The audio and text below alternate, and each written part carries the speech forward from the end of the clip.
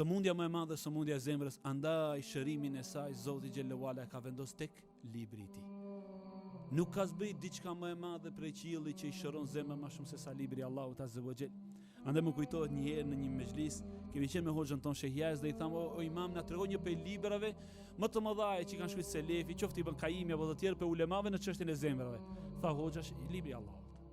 Libri i Allahut subhanahu wa taala shëruesi i zemrave.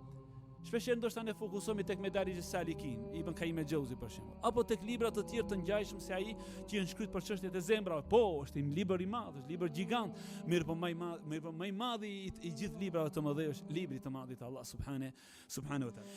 Leximi i librit të Allahut subhanahu wa taala me meditim, veçanërisht në qoftë se është në fundin e natës, dhe veçanërisht në qoftë se është në namaz, nuk ka shembull që i përngjet asaj.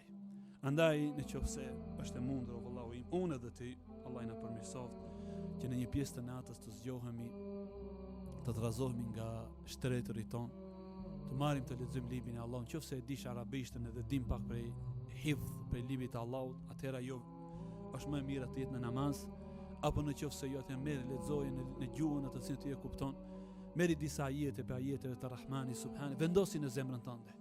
Ndalu tek ai ajeti i cili preket zemra, lexo një herë, lexo dy herë, lexo tre herë. Thotë Ibn Kaimi, dhe ndodhen që një ajet të lexohet gjithë natën me meditim është më e mirë se sa të bëhet një hatme.